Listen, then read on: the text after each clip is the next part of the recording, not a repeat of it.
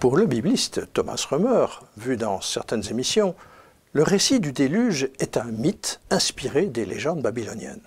Pour certains croyants qui suivent la théorie du cadre littéraire, chère à Henri Blocher, le récit de la création et du déluge sont à prendre pour leur contenu théologique, mais ne sont pas des récits historiques. Et enfin, certains croyants pensent qu'en réalité, il y a peut-être eu une inondation, mais qu'elle a été forcément très locale, quelque part en Mésopotamie. Ce qui m'intéresse aujourd'hui, c'est uniquement d'examiner les textes bibliques en étant le plus cohérent possible. Dans Genèse chapitre 6, Dieu voit que la terre est corrompue et annonce à Noé qu'il va mettre fin à tous les êtres vivants. Il lui commande ensuite de construire une sorte de grosse péniche, c'est l'arche de Noé. Plus tard, l'eau surgit des tréfonds des océans et s'ajoute à la pluie pendant 40 jours et 40 nuits, et le texte dit par 2 fois que toutes les montagnes de la terre se retrouvent sous l'eau. Et le récit indique qu'une année plus tard, lorsque le sol est enfin asséché, l'arche repose sur la montagne de l'Arara. Et Noé, avec ses fils et leurs femmes, 8 personnes en tout, vont repeupler la terre. Alors d'accord, ce récit de la Genèse est extraordinaire. Mais personnellement, je n'y vois pas les éléments caractéristiques des légendes.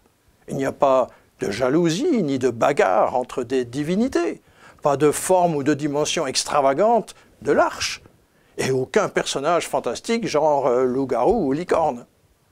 Apparemment, rien qui ressemble à un mythe, mais juste un récit, plutôt sobre d'ailleurs, qui raconte l'énorme cataclysme qui a presque exterminé la race humaine. Mais ce n'est pas tout. Le texte donne des détails qui font réfléchir. Par exemple, au chapitre 11, on lit que Sem, un des 3 fils de Noé, a eu un fils 2 ans après le déluge. Ça me paraît bizarre de donner un repère chronologique 2 ans après le déluge, si le déluge n'est qu'une légende ou juste un texte théologique. Et c'est la même chose dans les autres livres de la Bible. Par exemple, dans les Chroniques, on a une très longue liste généalogique avec des dizaines de noms précis. On y trouve Jacob et ses fils, à l'origine des 12 tribus d'Israël. On trouve quantité de personnages historiques, comme Ézéchias et d'autres. Et on y trouve exactement de la même façon Noé et ses 3 fils.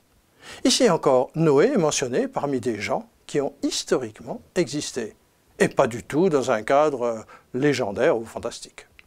Et c'est encore le cas avec les prophètes d'Israël. Je constate qu'Ésaïe parle de Noé et du déluge, de même qu'Ézéchiel, comme d'un personnage tout aussi réel que les rois d'Israël ou les dirigeants assyriens.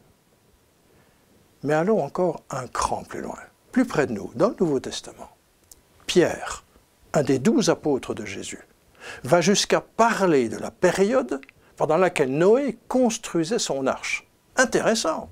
Est-ce que l'apôtre Pierre, qui a reçu tant de révélations surnaturelles, se serait trompé en croyant à un mythe et l'aurait propagé en l'écrivant dans la Bible?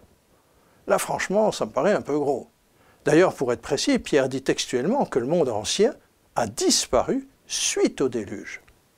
Je ne vois pas comment une simple inondation aurait pu faire disparaître l'ancien monde. Et puis, entre nous, soyons sérieux, si c'était juste une inondation, il suffisait de se réfugier sur une colline.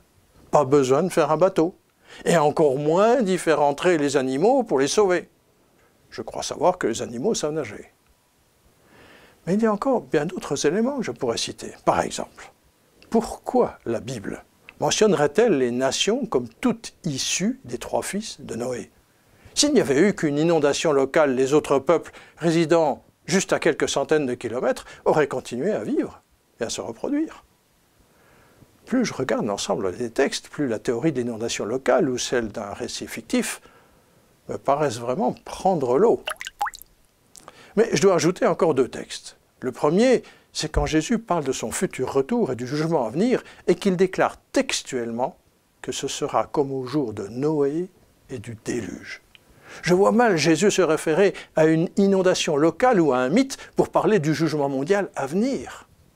Et le deuxième texte qui résonne comme un avertissement, c'est quand Pierre annonce clairement qu'un jour des moqueurs allaient venir et qu'ils oublieraient volontairement que le monde d'autrefois a péri submergé par l'eau.